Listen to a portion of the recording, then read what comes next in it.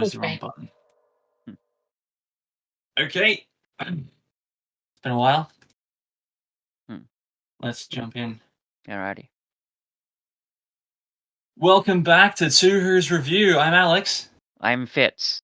And we are back from our mid-season break, much like how Doctor Who sometimes loves to take very, very long gaps in the middle of seasons. We did the same due to a lot of different life events happening in the meantime. But we're back now, and we're back to discuss some Doctor Who that didn't come out this year. And we've got a guest this week again. Hadley is back.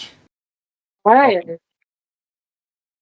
And today, I can't think of a more, I was about to say appropriate episode to return to, but no, I think I'm going to stick by that. It's the Lazarus Experiment. And the reason I say it's incredibly appropriate is because this really feels like a lot of the idiosyncrasies of Doctor Who are at their strongest in this one. And I'll get to what I mean in a moment, but this episode has often been it's kind of the black sheep of the mid Martha Jones era,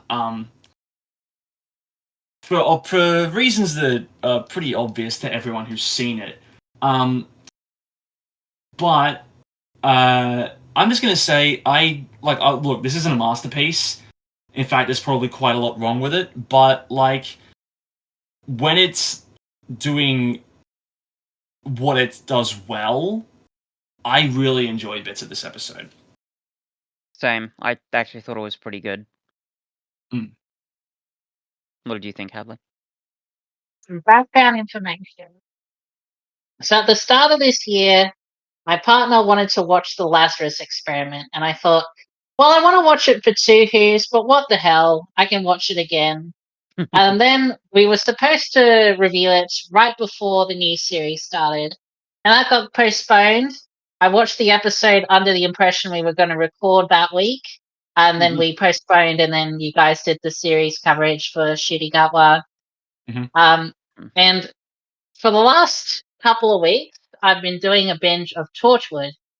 And Torchwood is at least for the first two series, I would pitch as the worst aspects of this era of Doctor Who just turned up to 100, you know? So I really didn't feel like returning to Doctor Who. Then I get a message this week that I'm back on for Two Who's for some reason. And I made a decision. I decided I'm not going to rewatch Lazarus Experiment. I've watched it twice this year. I think I can go off memory just fine. And I think from what I remember, this episode is pretty dumb.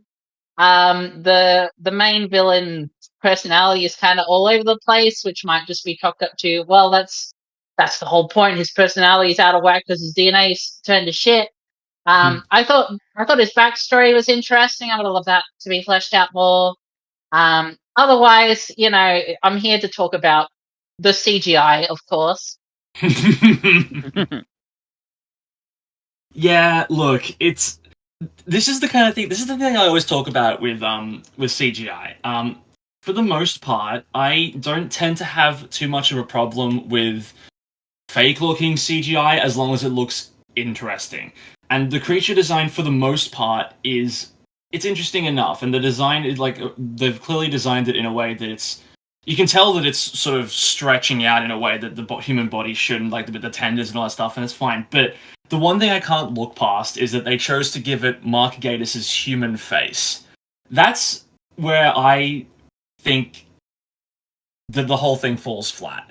If they had not given it a human face, if they had tried to give it more of a creature face, I think that this design would not be ridiculed as nearly as much as it's become this poster child for bad Doctor Who CGI, which, let's face it, has pretty consistently throughout its era been one of the sticking points with this show. It's always been the CGI is laughably bad, and this episode exemplifies that. If they just didn't go for the face, I think that all the attention would be somewhere else, and this wouldn't be the poster child. The other issue is it's very easy to compare it to another CGI abomination, the Scorpion King from The Mummy. Yeah, I mean, It's one of those things where, as you sort of highlight, Cuff, bad special effects is part and parcel. Doctor Who, anybody, you know, who's watched even I think a small amount of it would probably agree. Whether they're using CGI or not, even back in the days when they weren't using CGI and they were doing, practical effects, not always the most convincing, but you came to it because it's fun anyway, right? Like there's such a sincerity there. They're trying their best. God love them. It's more appropriate with practical effects. It's like someone's putting all this work into building this stuff, and it's cute when you see, like, like the eyebrows on the things from the two doctors. When it's just like, we didn't have the money for this to put actual animation into the CGI monster, I'm less charmed. Oh yeah, I know what you mean. Like, it's in both situations, and there's instances of it littered throughout the classic era as well. Quite often, their reach overextends their grasp. But I think you're right. When it's practical and they have more, it's more likely they'll find a creative workaround with practical. Something where when they'll do something and you'll go, I mean, that's clearly fake, but, like, what can you do? With something like CGI, it's a lot. It's less forgiving when it's bad CGI, and I'll admit, this is an episode where, as much as I've often said it's not a big deal that the CGI is bad, in this episode it is kind of a big deal.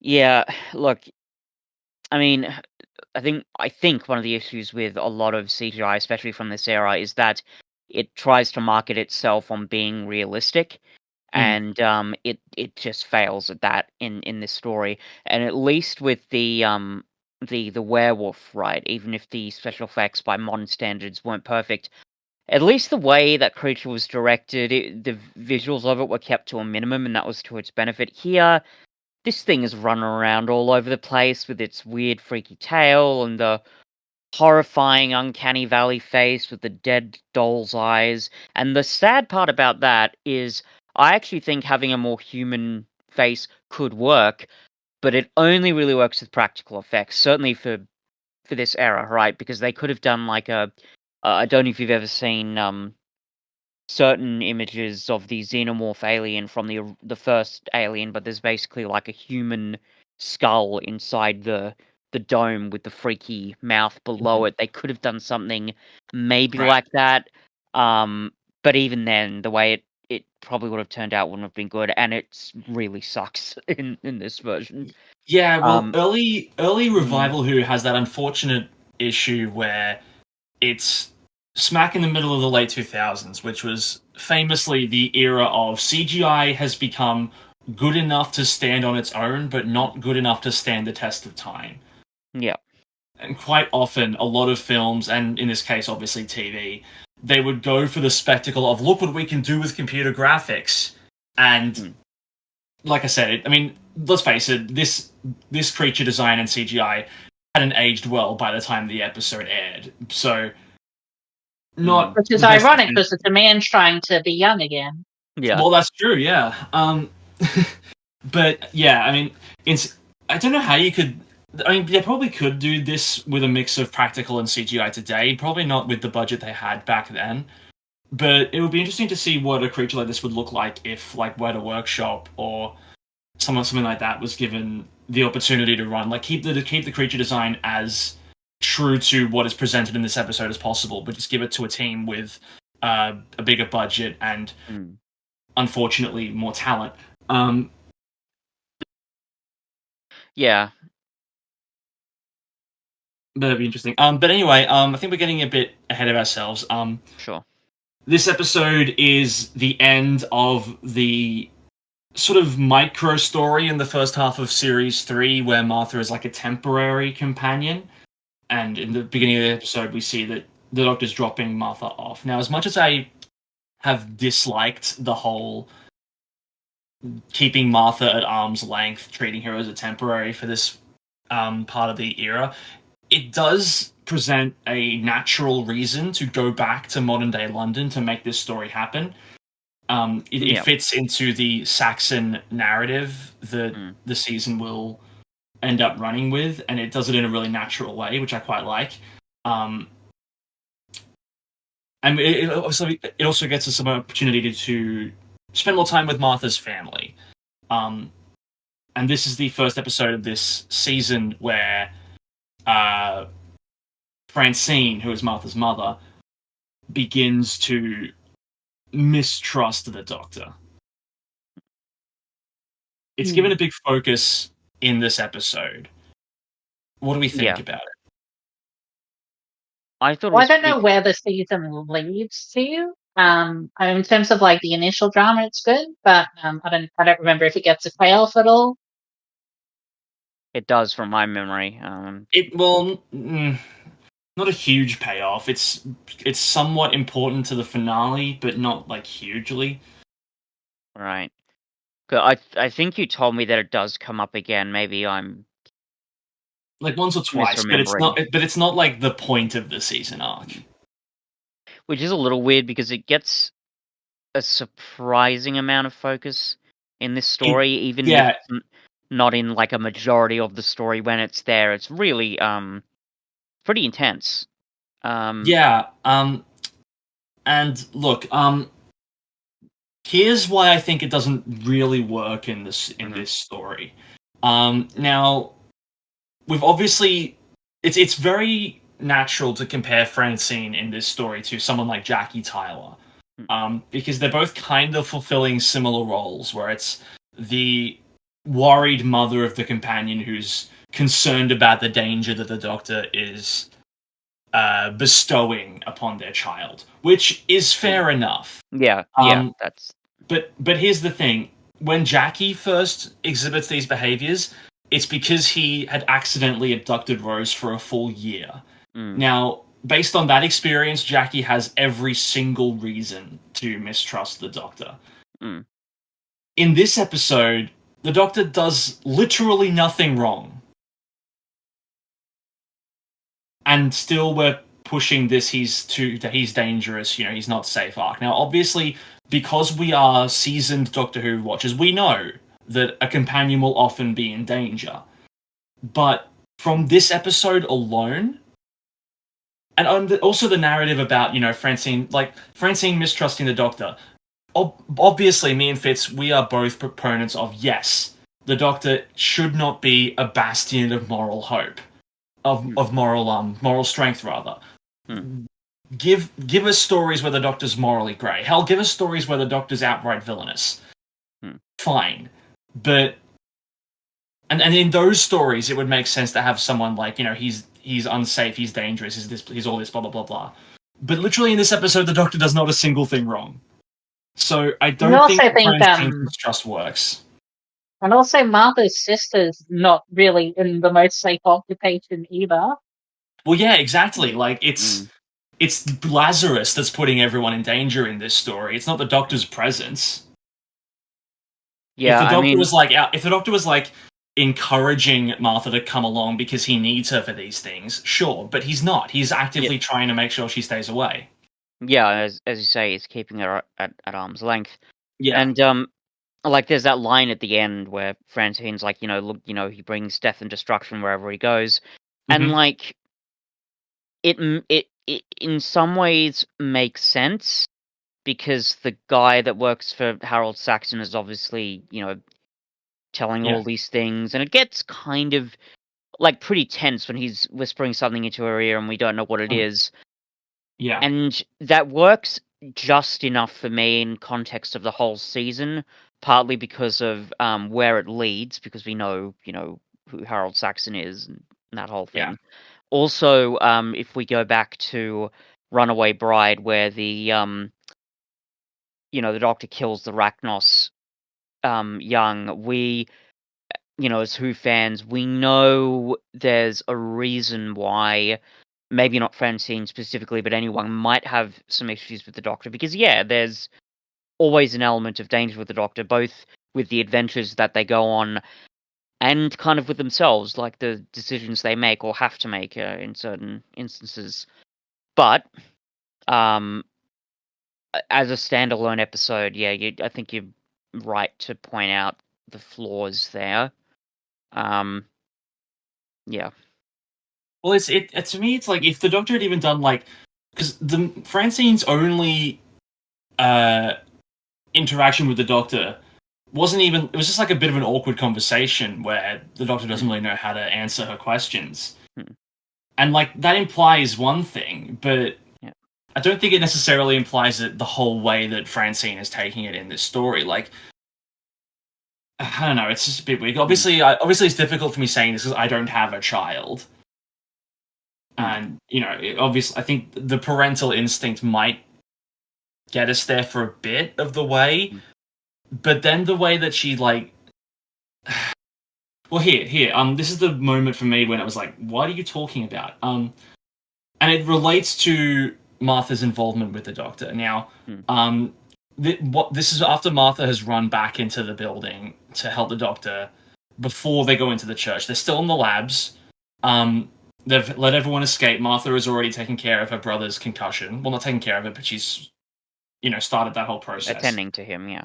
Attending to him, yeah. Martha's made sure she's cleared the building. She's made sure her family's safe. She's helping out with Leo's concussion. And then she decides, okay, now the Doctor needs my help. I'm getting back in there. And then the first thing that Francine has to say about that when Martha's not there is, she turned her back on us. Yeah. No, she didn't. She literally made sure that you were safe first. The companion that keeps turning their back on their family to help the Doctor out isn't Martha, it's Rose. Martha has put her family first. Don't give me that line, Francine. It's almost definitely not intentional, but like in my experience, parents are very irrational, especially when it comes to like their children. Yeah, I know, but it just doesn't really land. Like, it doesn't. They're trying to play up the whole Francine protective nature of the thing, but they're not doing it in a way that makes sense in the narrative, or like, because when like I said, with Jackie it was done perfectly, and you understood completely, and she was likable as a result. It's not the same way with Francine. She just comes across as like I don't know. It just I see what you mean. I think it's like that idea of Francine, the maternal instincts kicking in, and all the sort of dramatic conflicts that can arise from that. That's a really cool idea. But they don't really focus on it enough. I kind of, in theory, I like that it's here because it does help with, as we've said, showing some of the darkness of the Doctor and what it's like traveling with them, and the cost of all that. But it's not really explored properly. It just kind of, and I don't know if I'd say it comes out of nowhere, but it's just not explored in a detailed enough way to justify that sort of moment. Granted, I didn't think about that much when I was watching the episode, but still, I think you're right to point that out. Yeah. Let's get back to Professor Lazarus. Hadley, you mentioned that you thought that his personality was kind of like jumbled and all over the place. Could you elaborate on that? He's got a wife, and then he decides that she's too old for him now, and then he's like going on a murder spree for reasons. But like at the end of the day, all he wants is like to improve humanity, and it's like, well, why is he going on this murder spree then? Yeah. I mean, you could reason that as, oh, it's the mutation that has taken him over at that point, but it's really not. I get what you mean. To me, the whole he has a wife thing, like it really reads as he married out of convenience and for the experiment, like. Yeah, because he's taking her funding to help. Put this forward. I don't. I do disagree there, Hadley. I think that, like his characterization does seem erratic, and maybe the mutation is perpetuating that. But I do think that the ambitions and the rationalizations and the lies that he's telling himself about what he's doing and why he's doing it, I think that is pretty consistent. There's kind of an effective string of sort of capitalist greed and personal vanity coming through, so that even though he's saying, "Yeah, no, I'm doing it for the good of mankind, and I'm, there were small sacrifices," there's a selfishness to what he's doing, and a kind of a tyrannical quality to his motivations.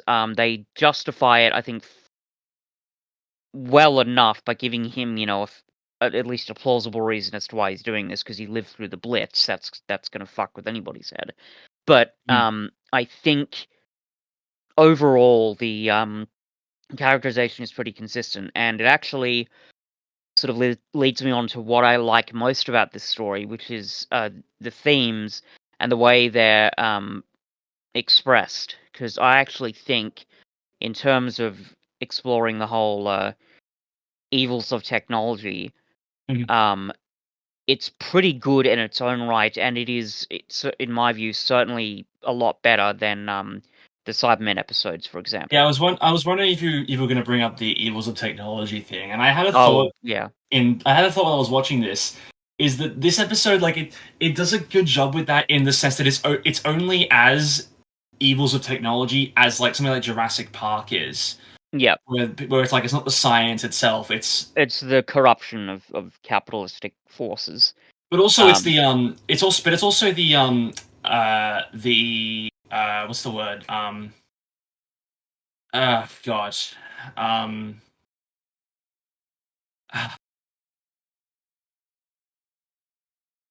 The sorry?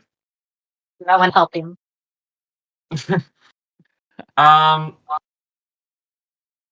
Ambition, that kind of thing. When you're like blind ambition, that kind of thing. Hubris, thank you. The hubris of humanity, that we think that we can control natural forces. That whole thing. Both are done fairly well here, where it's not the technology, it's the people. It's the same in Jurassic Park, same here.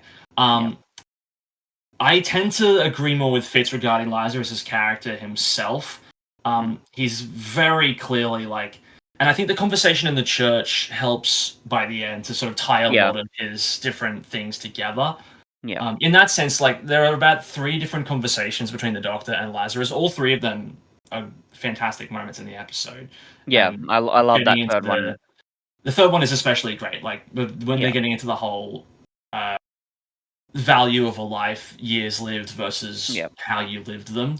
I mean, sorry, go ahead. Yeah, well, that brings it back to, like, his revelation in the cathedral when he was a boy. I never will I be in this position again. I will survive no matter what. And that desire slowly, as it were, mutating over the years until he creates this thing, and then he gets the ego of, oh, I'm gonna revolutionize the world here. I'm gonna change what it means to be human, and then developing that god complex from there, being like, it doesn't matter how many people I step on in order to make this work, because in the end, I'm all that matters. Like, I can really see how that train of thought would happen. I think a huge part of it actually comes down to Mark Gatiss' performance, and I always forget how good an actor he is. Yeah, he's quite good. I think it might have just been more interesting to me if he was more sympathetic. I don't know. I mean, that is also true, and they definitely, I think, play up the creep a bit too much. Yeah, they do it a lot. I tend to agree with you on that, Hadley. It would have been nice to see if he wasn't just like an out and out evil guy, and if we could actually have a conversation between him and the Doctor regarding their different ideologies. That probably would have made for a more interesting character, villain, and dynamic. Maybe that's why I think a lot of the Francine stuff in this isn't terribly good, because it's kind of getting in the way of fleshing out Lazarus a bit more, and it ultimately doesn't lead to much anyway. Yeah.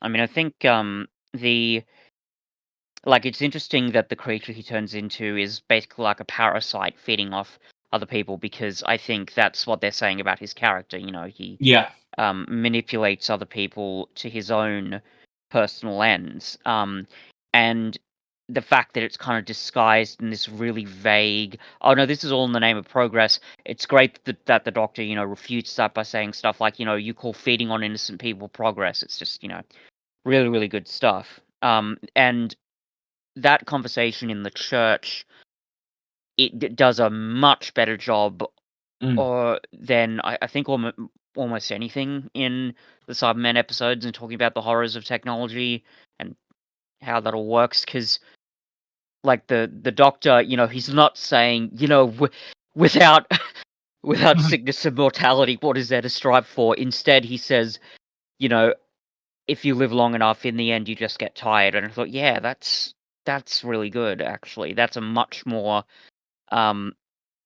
ethically mature way of dealing with that theme.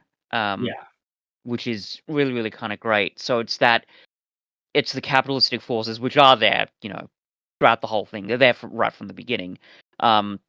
And there's that bit where Martha's saying, you're joking, right? Like, what are you talking about? You're gonna do this without having tested it properly, and that's like, where's the regulations, folks? Where's the UN? What have they got to say about this? So it works on that level, but then they bring in the kind of the hubris of it. I think the one thing that I would bulk against a little bit, the whole, defying nature. I don't think in this episode, but even generally, that sort of broad, oh, we can't defy nature. I don't love that argument, because it's almost like, I don't know. It feels like almost like an argument from authority. It's like, oh, well, why shouldn't we do this? Oh, because it's nature, guys. We can't do anything, to hurt nature.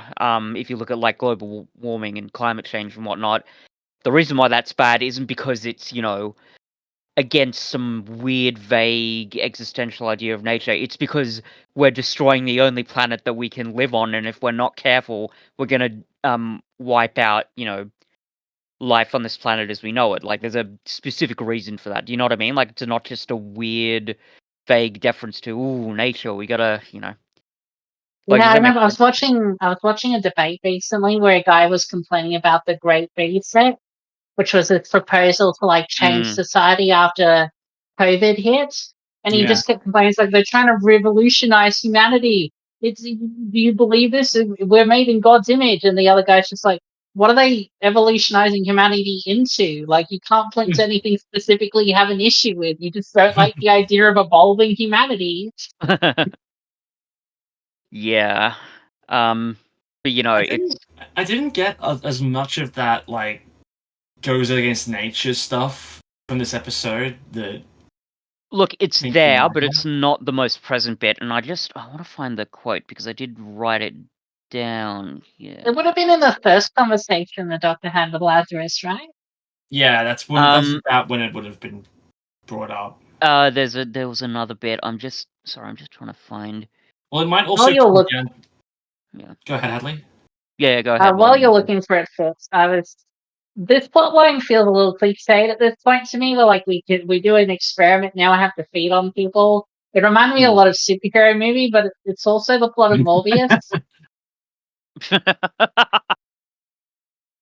Oh dear. Yeah. Yeah, like the vampiric quality of the creature design. I mean, that kind of Yeah, I makes mean, sense. I mean, they don't explain it like terribly well in the story, but my internal logic to it is because like obviously it's a flaw in the machine, but and it would have exploded otherwise. But because the Doctor cut off the power, presumably before the experiment finished, it meant that he needs to get more energy, and the best way he can do that is by siphoning it from people. Like that's, I think, like where I don't think that's ever explicitly stated in the episode, but that's kind of where I went with it. Fair enough.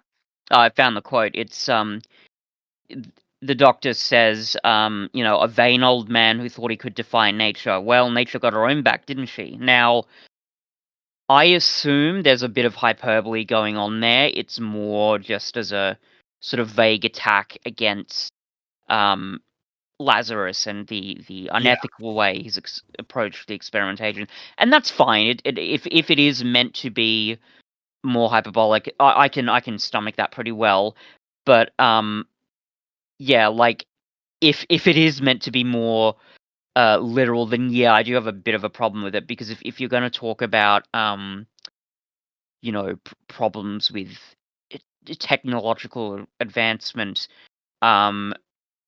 in impacting the planet or what it means to be human, you got to be more precise than that, right? Deferring again to this vague idea of nature just doesn't work for me. So yeah, I mean, I guess, but I think there's a pretty clear difference in being like, oh, you can't do anything that upsets the natural order, with, oh, you can't bombard living DNA with mutation in order to, you know what I mean? Like, there's clearly a specific line that the Doctor's drawing with that, rather than just saying, no, don't do anything scientific that might change anything.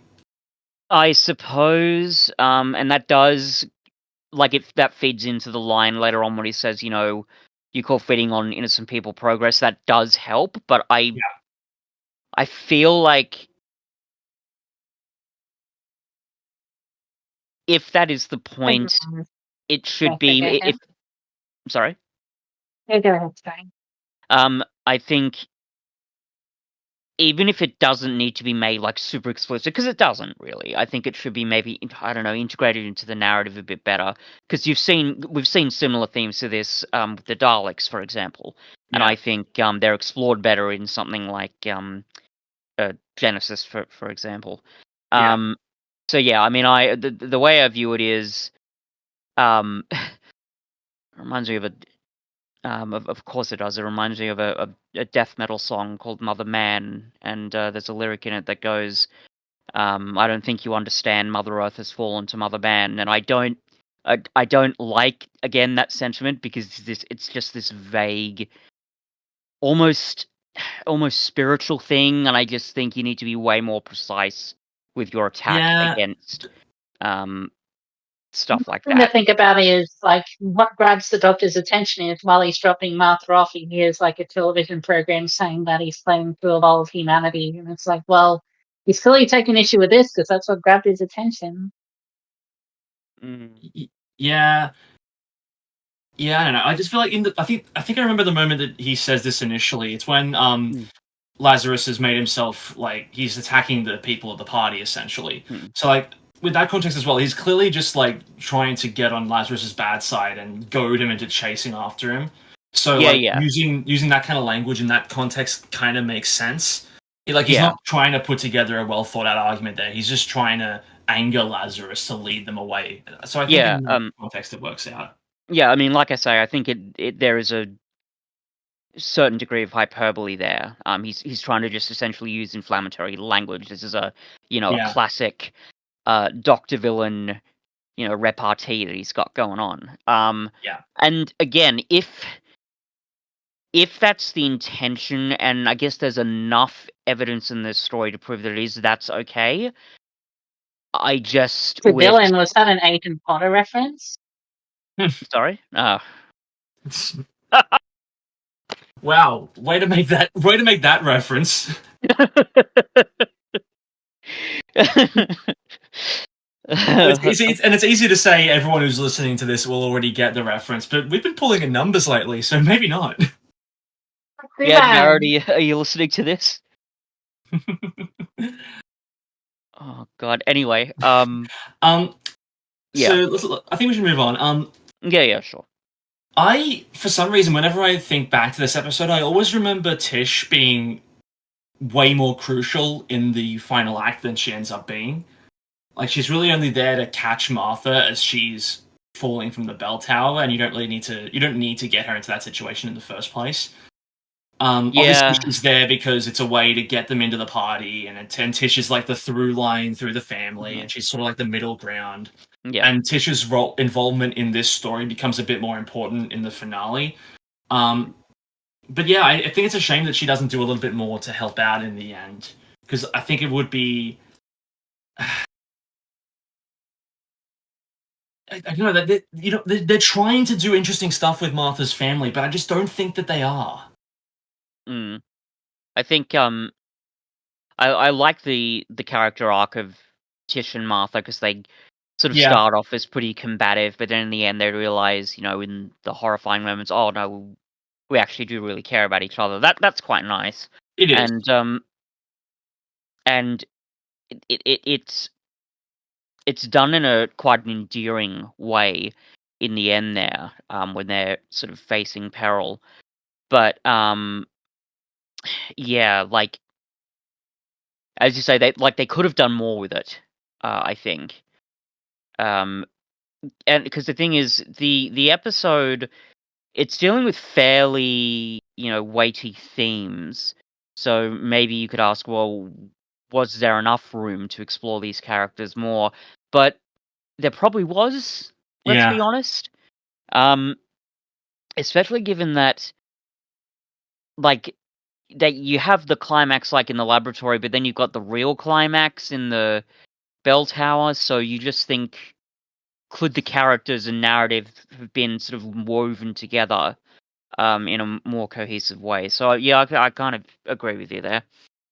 I mean, Tish also has kind of an odd moment in this story where early on she's visibly repulsed when Lazarus creeps on her, and rightly Mm, so. yeah. But then later on, when he's changed, she has that weird moment where she's like, "Oh, you've always got to find faults with men I'm interested in," and then she goes, "Oh, I was just going to snog him." Like it's an incredible characterization on her part. Yeah. Yeah, I forgot about that. The Martha family subplot is the thing that I remember the least about this episode, so that's probably not a good sign.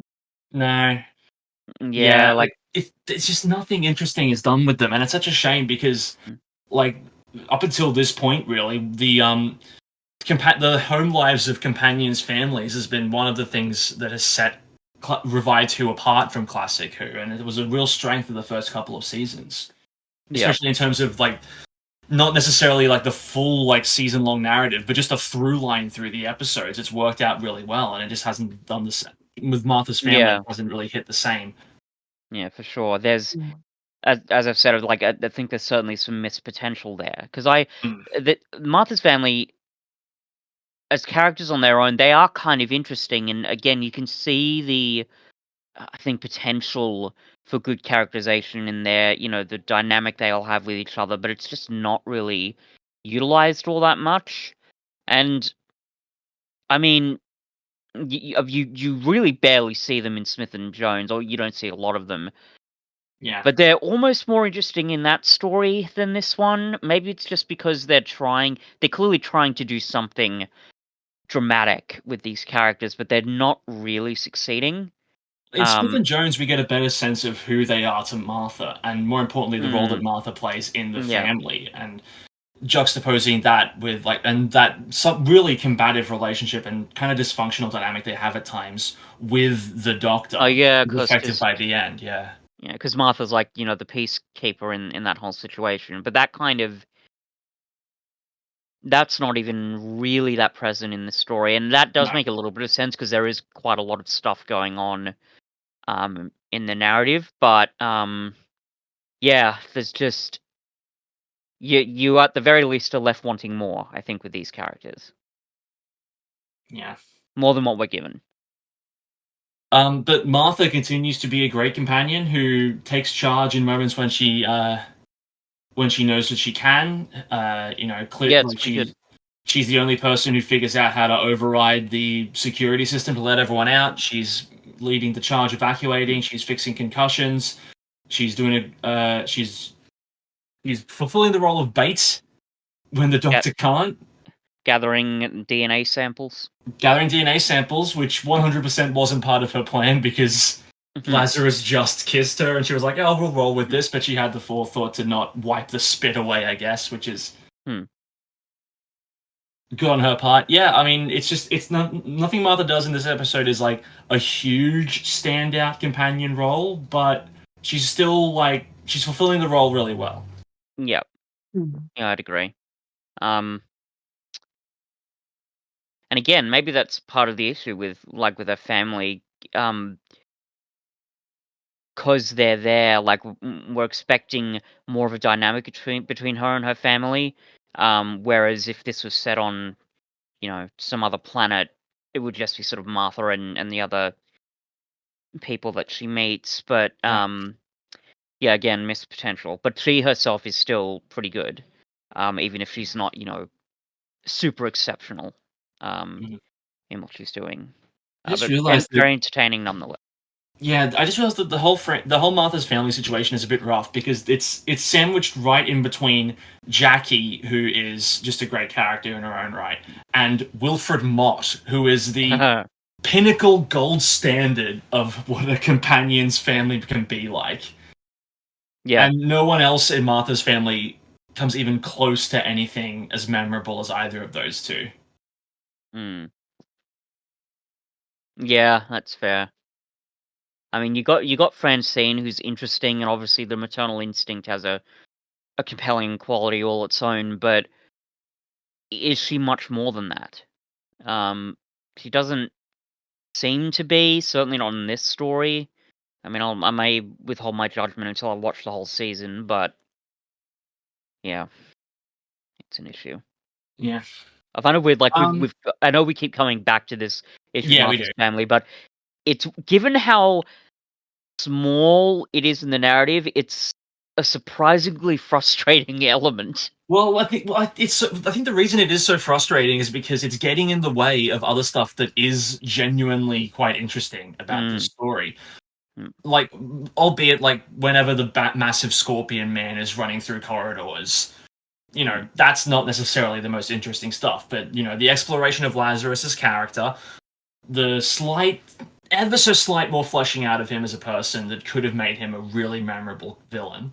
But also the philosophical debates, the themes that are present in there, all of those are way more interesting. So whenever it flashes back to Martha's family, it just sticks out like a sore thumb because it's like you could fulfill all of what the Martha's family stuff in this episode is trying to do with one scene at the end where it's the end of it's after the party maybe, and maybe Tish is the only one in the episode. We're rewriting the episode. Tish is the only one there. She's the only one experiencing all of this. She's gone through the whole thing, and the final scene after the Doctor and Martha leave is Tish gets back home she goes to visit her family house, and then Francine's in the kitchen, and the people that work for Mr. Saxon are already there, and they're debriefing her on what's going on, and they're warning her about the Doctor, and you've got it. Yeah, that's what I say. Like, you can fulfill Francine's role in this episode, and to a lesser extent the entire family, without them even being there. It's one scene that you need, and instead there's like 5 of them peppered throughout the entire story, getting in the way of more important things. Yeah, that's true. And like you could even have it, like that ending. You could have one last comment from Francine, and like, oh, where's Martha now? I hope she's safe. And then bam, just cut to the credits. Yeah. Something like that. I think that's a pretty good point, honestly. What are your thoughts on it, Hadley? No, I got nothing.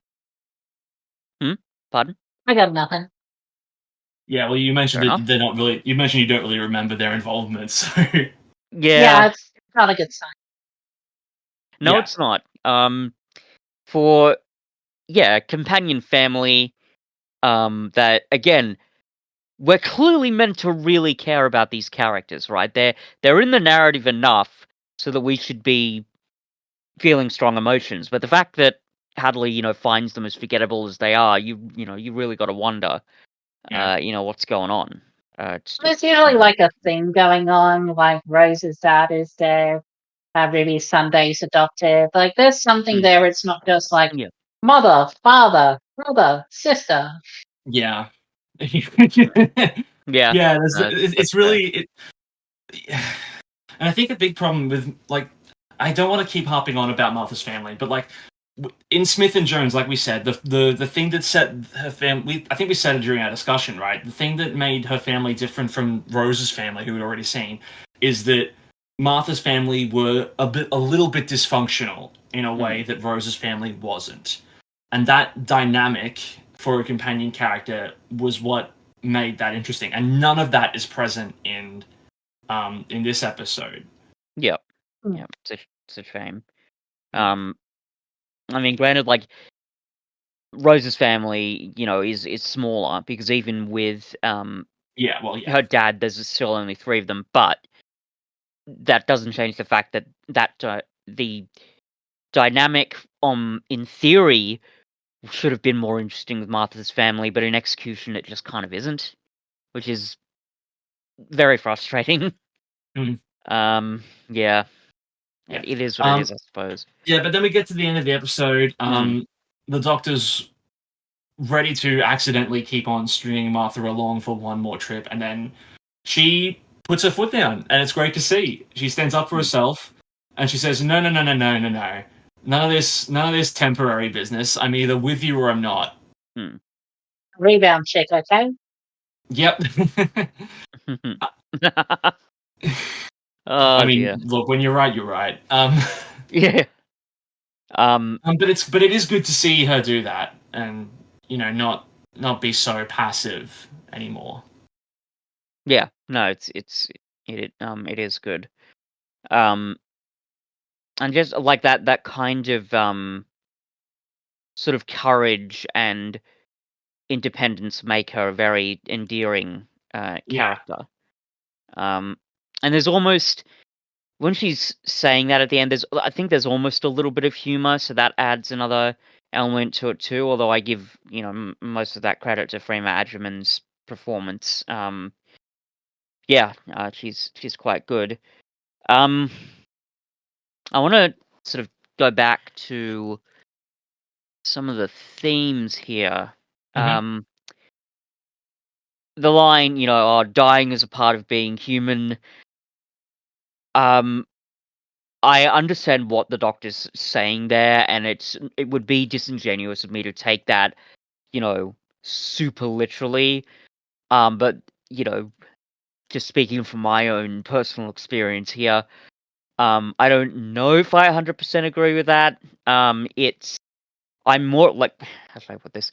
I'm more okay with dialogue like that now than I was like a year ago, but that's purely for personal reasons. But like, Mhm. Cuff, we've talked about this before. You know why Yeah. a line like that might, bother me ever so slightly. But it is great that it's then sort of, um, emphasized when the Doctor says, I'm old enough to know that a longer life isn't always a better one. In the end, you just get tired. So it's quite. Oh yeah, and then the only certainty is that you'll end up alone. That's quite strong. It is. It is very interesting, and I know we've talked about this before, Cuff, but the line, which is I think a fairly famous line, where he says, "Some people do more living in 20 years than people do in 80." I was convinced that was an 11th Doctor line for like years. I Sorry, thought which one? the 11th Doctor, Yeah, which line? the line, some people do more living in 20 years than others do in 80, and Yeah, I'm yeah. like, I was convinced that was like a classic bit of Hmm. Moffat sentimentality that he injected into some 11th Doctor dialogue. Well, egg on my face, Cuff, because Yeah, yeah, it's something that the and it 10th works Doctor quite says. and it works quite well in the story, doesn't it? Yeah, I think in context of the other things the Doctor says, especially in that ending conversation, it doesn't come across as too forcibly saccharine. It's just kind of, it's an interesting, it's just an interesting refutation of I what find it Lazarus is saying. I find it interesting that a line like that works in this story, but you can't even picture Matt Smith saying it without retching in your mouth and going, "Yucky, yucky, get that out of my show." Human I resources. I'm sorry, what? You know the meme where it's like the fat guy's like, "Oh, you're Oh yeah, beautiful, yeah, but yeah, human resources." All right, yeah, of yeah. course. Oh god, someone should make a meme like that. What? I might do that. Anyway, yeah, no, I see your point. I think it's because in context of a lot of Moffat's other writing. Sometimes even within the same episode, the sentimentality is so frequent, or at least frequent enough and intense enough, so that it just becomes very skin crawling for me, if I'm entirely honest, to the point that, and I'm not going to talk about this for a long time because we just don't have the time to do so. But it honestly gets to the point where when we get to, the darker Moffat moments, which, as I've said, he's very good at doing, there are moments where it almost feels like an overcorrection. It's like, oh, I just spent taking a season arc to remind everybody about how great the Doctor is. Better put in some darkness just to make sure everybody knows that I'm not totally unbalanced. To be fair, though, I as I've cannot often wait to watch this season-long arc you keep describing that doesn't exist. I think I'm mainly thinking of the River arc, but we'll get there. I could be either misremembering that or. In any case, we'll deal with that when we get to it. Sure. I'm willing to eat my words on the topic, but yes, I was able to recognize the funny discrepancy that if this line was in a Moffat story, even if Moffat didn't write it himself, I probably would have taken issue with it. Yeah, damn. There's also a similar line, sort of when he says, no, there's no such thing as an average human being, that I quite like, actually. That's quite a good line. Very, that seems like a very, like a timeless sort of line that the Doctor would say. I could imagine a classic Doctor saying that, so that's quite good. But yes, there's some discrepancies there. I can't wait for the insane, nutty, crazy fest that reviewing the Moffat era is going to be. Are you as excited for it as I am, Cuff? I mean, we're not terribly far off, and genuinely,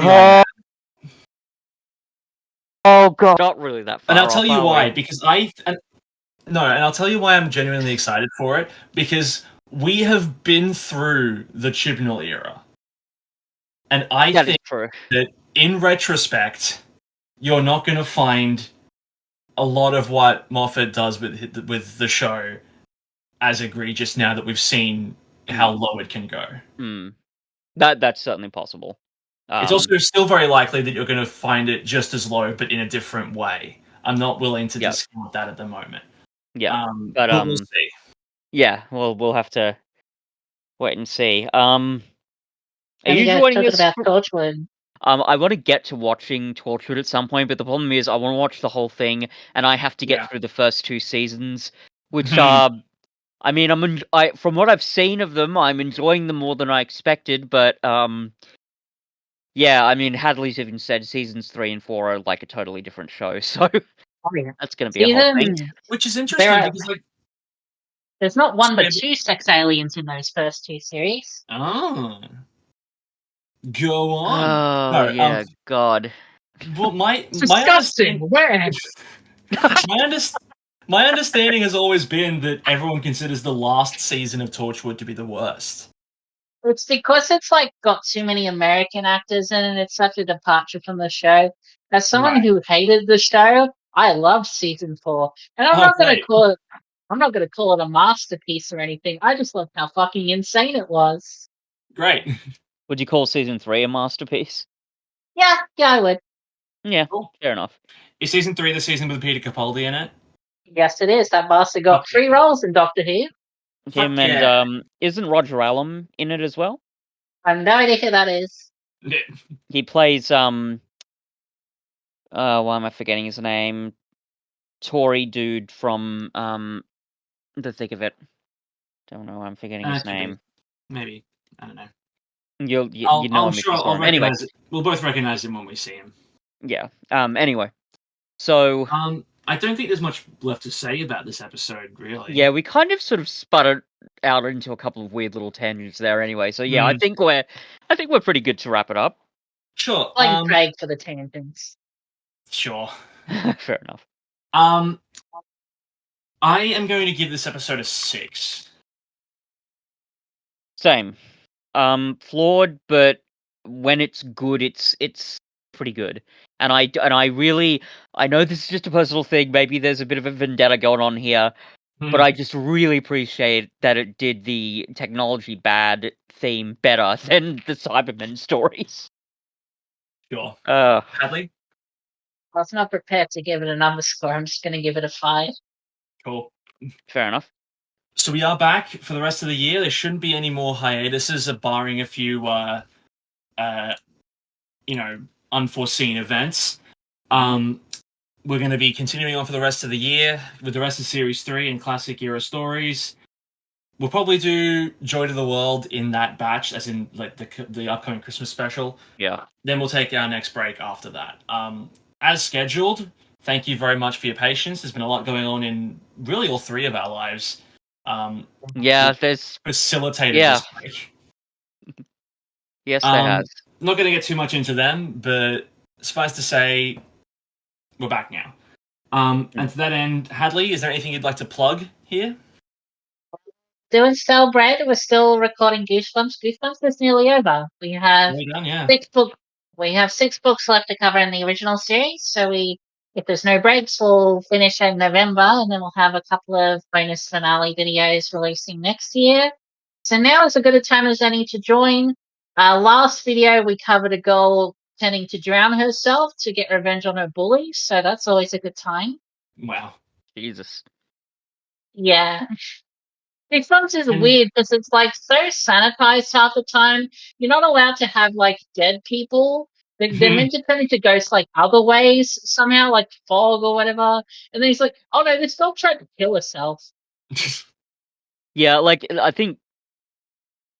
Yeah, I mean, maybe you just said it, Hadley, but yeah, like R.L. Stine's got weird rules about that sort of shit. But it's like, oh, yeah, in Camp Jelly Jam, those kids, yeah, they're getting eaten, but you know.